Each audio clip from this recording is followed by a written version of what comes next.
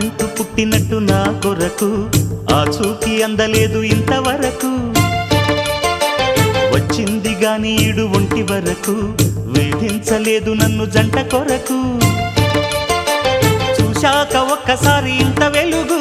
నా వంక రాను అంది కంటి కునుకు ఈ అల్లరి గారడి నీలీల అనుకోనా నీ పేరు ప్రేమ అవునా ఇవాళే నిన్ను పోల్చుకున్నా